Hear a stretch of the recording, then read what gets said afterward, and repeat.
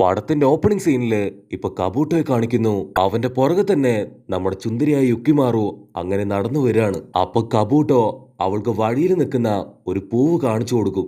അവൾ ആ പൂവിൽ തൊടുമ്പോ അത് കൂടുതൽ നന്നായിട്ട് ഇപ്പൊ വിരിഞ്ഞു വരും. അവരെവിടേക്കോ ലക്ഷ്യമാക്കി ഇപ്പൊ മുൻപോട്ട് നടക്കുകയാണ്.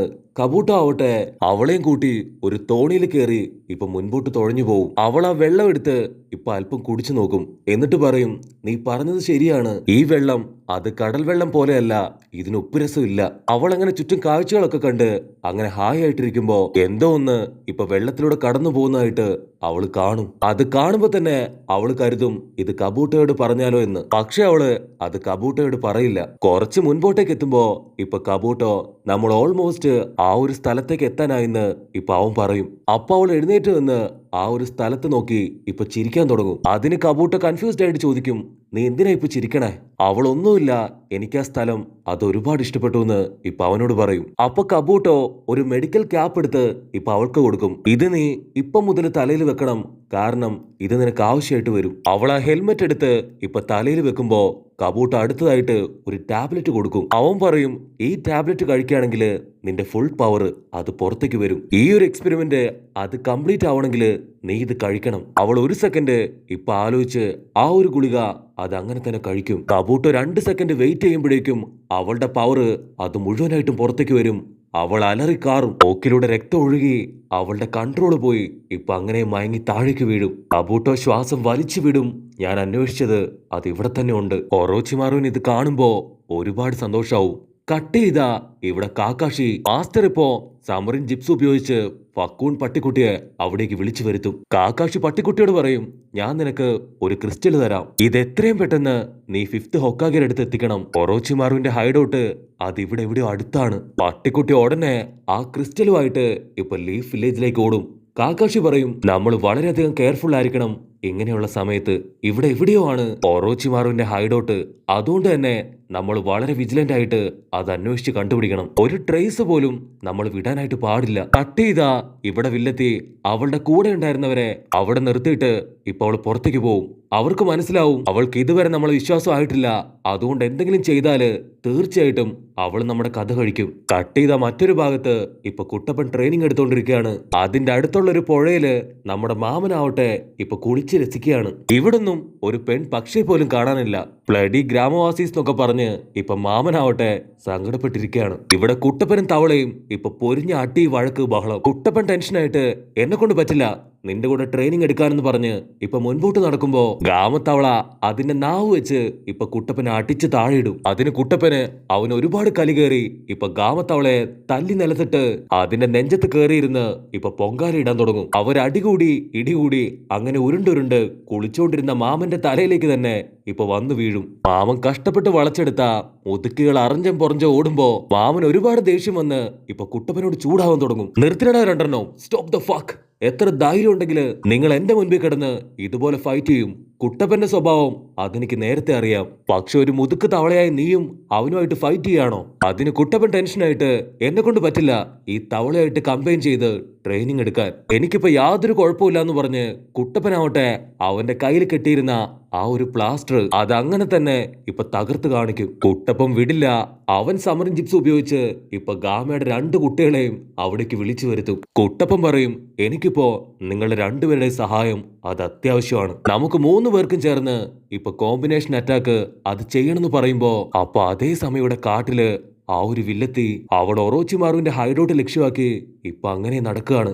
അവനും ഇപ്പൊ പുറത്തുകൂടെ എങ്ങോട്ടോ ഇറങ്ങി നടക്കുകയാണ്. അവക്ക് ഒറോച്ചിമാറുവിനെ കാണുമ്പോ ഇപ്പൊ ഒരുപാട് സന്തോഷാവും. പക്ഷെ അവന്റെ തൊട്ടു പിന്നാലെ ഇപ്പൊ സാസുകയെ കാണുമ്പോ അവൾ ഒരു ഫ്ലാഷ് ബാക്ക് ആലോചിക്കും. ഫ്ലാഷ് ബാക്കിൽ ഒറോച്ചിമാറു റിയാനിമേഷൻ ജിപ്സ് ഉപയോഗിച്ച് മുൻപോട്ട് നടന്നു പോവാണ്. അവന്റെ തൊട്ടു പിന്നാലെ തന്നെ ഇപ്പൊ സാസുകയും അങ്ങനെ നടക്കും. അപ്പൊ പിന്നാലെ കബൂട്ടോ വന്നിട്ട് പറയും, നീ ഓൾറെഡി ഇപ്പൊ ഒരുപാട് ലേറ്റ് ആണ്, അതുകൊണ്ട് നിനക്ക് പകരം അവനിപ്പോ ഗന്യുവിന്റെ ബോഡിയാണ് സ്വീകരിച്ചിരിക്കുന്നത്. അവന്റെ അവസാന വെസല് അതാണ് സാസുക എന്ന് പറയുമ്പോ കട്ട് ചെയ്ത വില്ലത്തി ആവട്ടെ ഇപ്പൊ അതൊക്കെ ആലോചിച്ച് അങ്ങനെ അവരെ നോക്കി നിൽക്കുകയാണ്. ഇവിടെ ഒറോച്ചിമാറു ഇപ്പൊ സാസുകയോട് പറയും, നീ ഇത്രയും നാള് ട്രെയിനിങ് എടുത്തു, അതിന്റെ റിസൾട്ട് അതെനിക്ക് കാണാൻ സമയമായെന്ന് പറഞ്ഞ് ഇപ്പൊ ഒരു കൂട്ടം ജനങ്ങളെ സാസുകയ്ക്ക് മുൻപിലേക്ക് വിടും. സാസുക ഓട്ടന്നെ ഇപ്പൊ അവരുടെ ഇടയിലേക്ക് ചാടി വീണ് അവരുമായിട്ട് ഫൈറ്റ് തുടങ്ങും. സാസുകയുടെ ഫൈറ്റില് ഓരോരുത്തരായിട്ട് പറന്നു പോകുന്നത് കാണുമ്പോ ഇപ്പൊ അവളാവട്ടെ അവൾ ഒരു സെക്കൻഡ് ഫ്രീസ് ആയിട്ട് ഇപ്പൊ അത് നോക്കി നിൽക്കും. കട്ട് ചെയ്ത നമ്മുടെ കുട്ടപ്പനും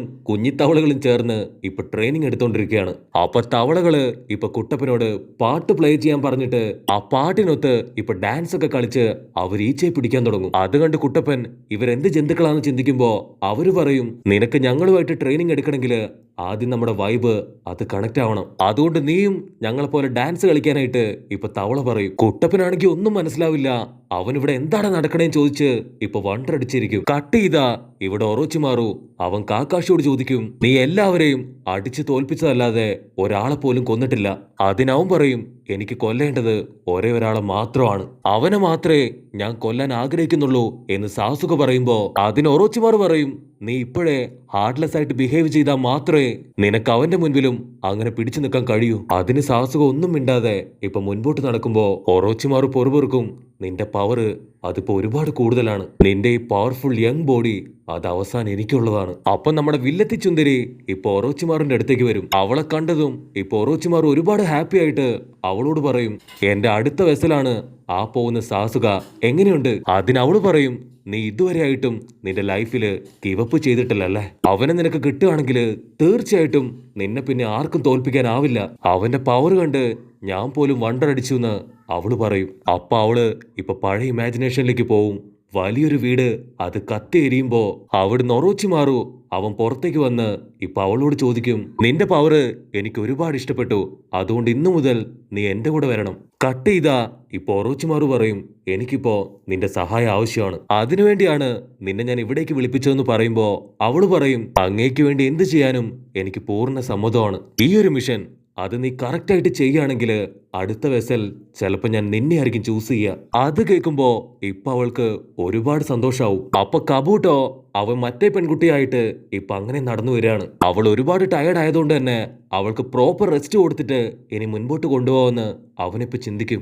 കട്ട് ചെയ്താ ഇപ്പൊ നറൂട്ടോ കുട്ടപ്പൻ അവൻ ആ ഹോട്ട് സ്പ്രിംഗിൽ മുങ്ങിത്താണ്ട് തവളക്കുട്ടപ്പന്മാര് പറഞ്ഞ കാര്യം അത് ആലോചിച്ചുകൊണ്ടിരിക്കുകയാണ്. അപ്പൊ കുട്ടപ്പന്റെ തൊട്ടടുത്തേക്ക് കബൂട്ടോയുടെ കൂടെ ഉണ്ടായിരുന്ന ആ ഒരു യുക്കിമാറു അവള് കുട്ടപ്പനെ കണ്ട് അവന്റെ അടുത്തേക്ക് വരും. കുട്ടപ്പൻ അവളെ കണ്ട്, നീ ആരാണ്, നിനക്ക് എന്ത് വേണം ചോദിക്കുമ്പോ അപ്പൊ അവള് ചോദിക്കും, നമുക്ക് നമ്മുടെ ഹാർട്ട് മറ്റൊരാളുടെ ഹാർട്ടുമായിട്ട് കണക്ട് ചെയ്യാൻ കഴിയോ?